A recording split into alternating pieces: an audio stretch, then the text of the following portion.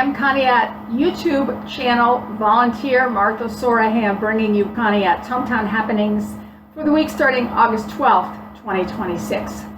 It's D-Day week in Conneaut, with openings set for 9 a.m. Thursday, August 13th at Township Park.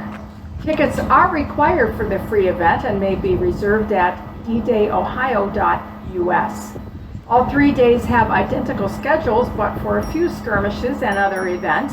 What everyone comes for, the reenactment of the Allied storming of the Normandy beach that took place on June 6, 1944, with vintage aircraft, will take place August 13th, 14th, and 15th at 3 p.m., but you should be in place about an hour ahead of time if you'd like to get a good seat. That is the final big event of each day, but gates remain open until 5 p.m. Daily attendance is capped at 22,000, according to D-Day organizers. The park is taken over by Allied Axis and French resistance camps, along with the home front.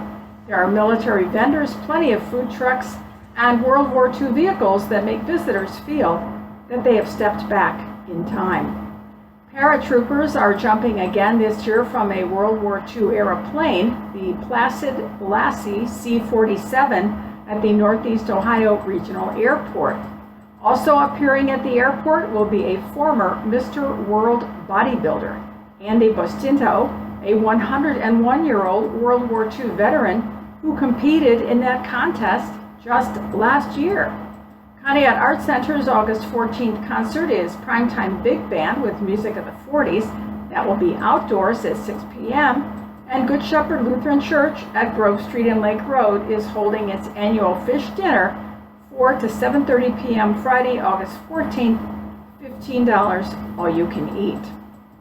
The D-Day dance is open to the public at 8 p.m. Saturday, August 15th, with swing music by Madison Jazz, and it's always a great way to cap off the weekend.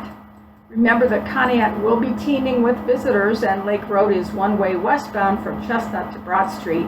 The D-Day Museum at Harbor Street and Lake Road will be open 10 a.m. to 5 p.m. all weekend, starting Thursday, that is, and admission is free.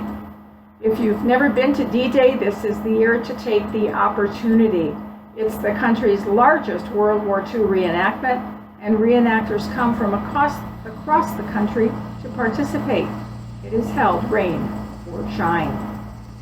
The Conneaut Health Department announced that West Nile virus was detected from samples of water and a mosquito pool trap in the city on July 29th.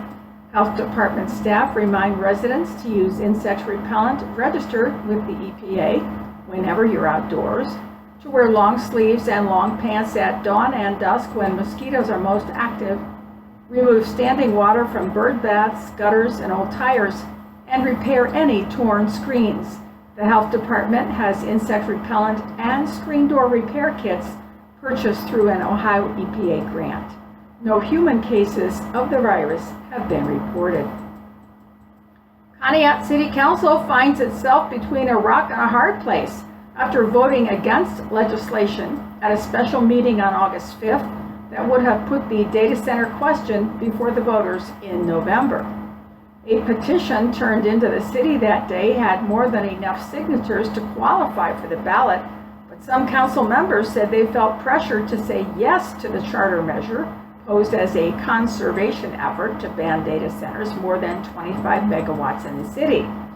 So it failed as emergency legislation and will not be on the November ballot in Conneaut, but since by law it has to go to the Board of Elections and before voters, it will require a special election, and the city will bear the cost. City Manager Nick Sanford stated before the vote that the ordinance is not about data centers per se, since none has been proposed, but rather whether the charter amendment should be presented to the voters. Mr. Sanford said that the charter is a municipal constitution and land use is determined by the Planning and Zoning Code.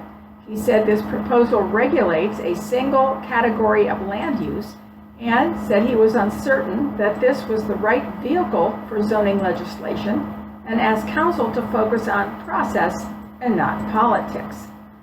Law Director John Lewis said the city charter requires the city to pass an ordinance in order to put any charter amendment measure before voters. But he said such a vote is a formality and our hands are tied.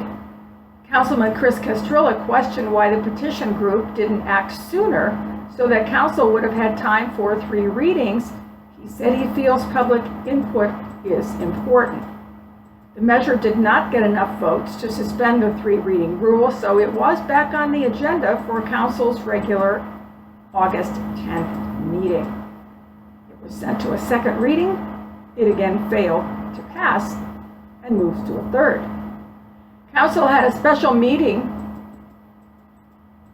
rather after that special meeting, that is, council had another similar piece of legislation on August 10th, the 3rd reading of an ordinance 7726 that would place a temporary 1-year moratorium on data centers in Conneaut as an ad hoc committee researches the issue. Councilman Mariana Branch, who has been solidly behind a data center moratorium, prior to the vote said the situation had reached a tipping point after 6 months of residents making their voices clear, then submitting a petition for a charter amendment with more than double the signatures needed to keep the local data center sizes under 25 megawatts.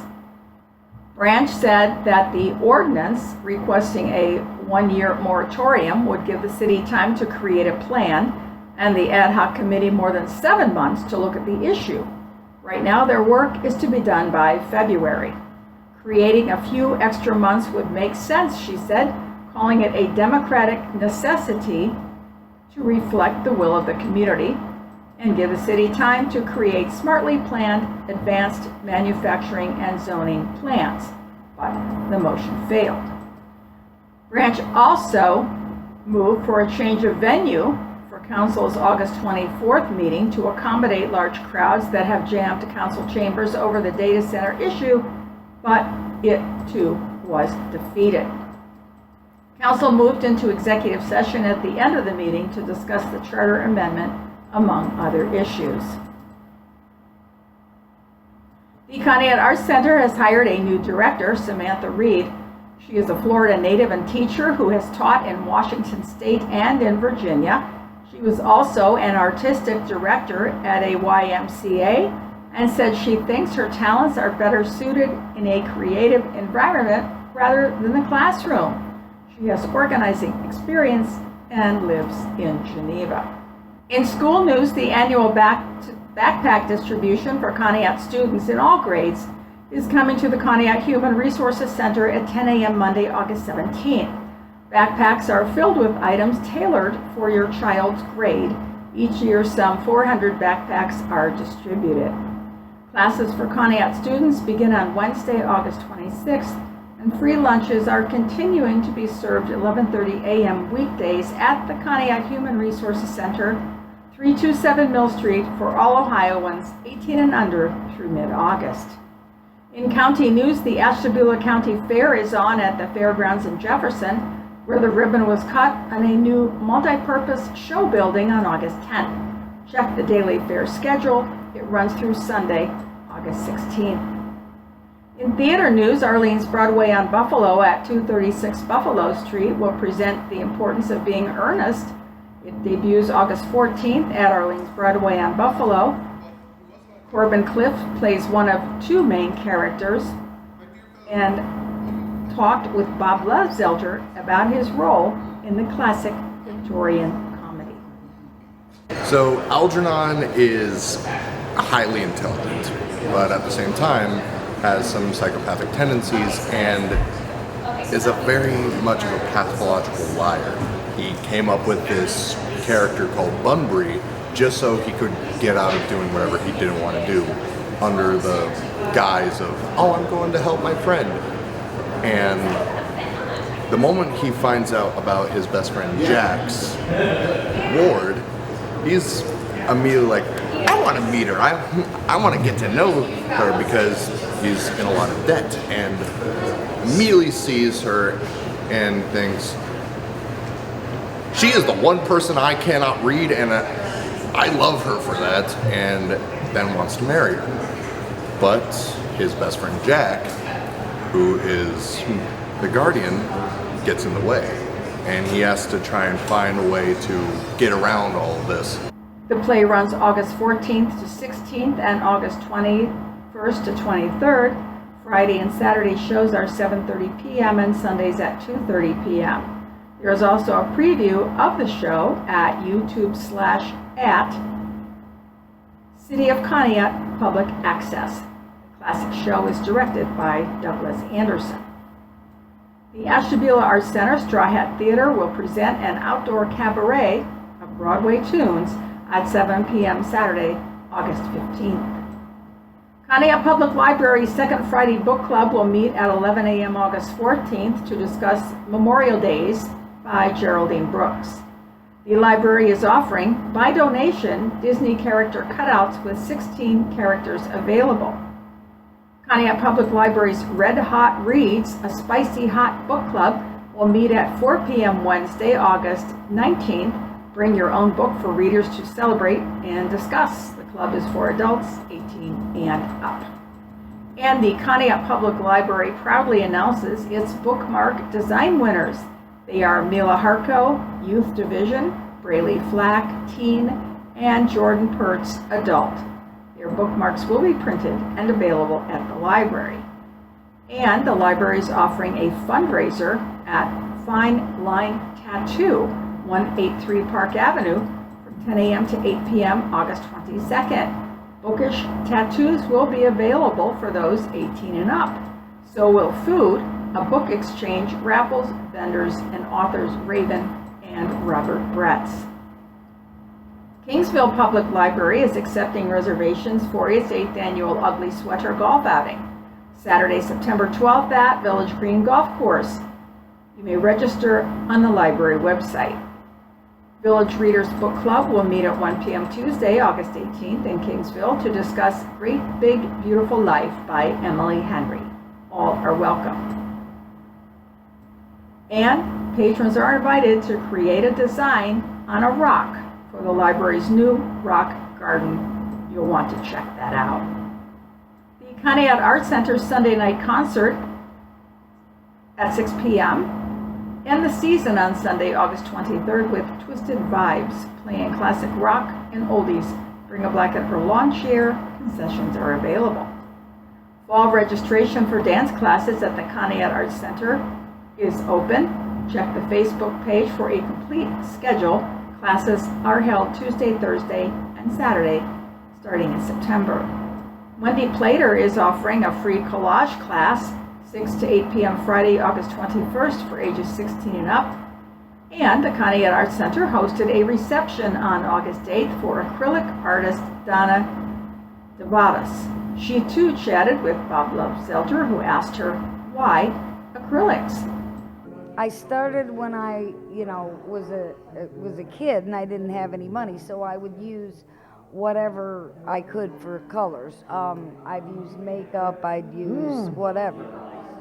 And I just make it up until I could, I reached a point where I could afford my own art supplies. Okay. Her display will hang in the exhibit hall all month during regular Arts Center hours, 10 a.m. to 5:30 p.m. Tuesday through Friday, and 9 a.m. to 1 p.m. Saturdays. Devadas is also selling books that she wrote and illustrated. Learn more in a video also posted on youtube.com/at City of Conneaut Public Access. In other events, Christian singer Jerry Garcia will appear in concert at 6 p.m. Sunday, August 16th at Conneaut Church of Christ on West Main Road.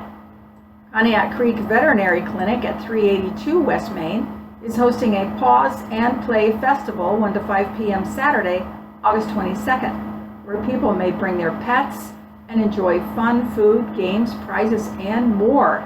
There will be live music by Classic Cats 8 and a string band, so lawn chairs are recommended. Evie's Luau food truck will be there too, and pet supply donations are welcome. Sandbar Suds' next Saturday night concert on Day Street is August 22nd with the Nate Wolf Band and Crooked Tacos food truck. Good Shepherd Lutheran Church, Grove Street at Lake Road, is selling smash burgers and fries 5:30 to 7 p.m. Mondays through August 24th. $10 will buy you a burger and chips. Good Shepherd will not be distributing free lunches on August 15th due to D-Day, but those lunches will resume on August 22nd. Conneaut Farmers Market is open Saturdays 9 a.m. to 1 p.m. at the Moose Club parking lot. Bingo is 6 p.m. Tuesdays at the Conneaut Human Resources Center on Mill Street. And the Lighthouse Cruisers' weekly Thursday night cruise-ins will not be held during D-Day, August 13th, but otherwise are 5 to 8 p.m. Thursdays through late September. And this week's last but not least, Conneaut High School football 2026 season gets underway at 7 p.m. Friday, August 21st at Cuyahoga Heights. The first home game is August 28th against Jefferson. That's it this week from Ohio's Sharpest Corner. Until next week, I'm Conneaut YouTube channel volunteer Martha Sorohan saying so long.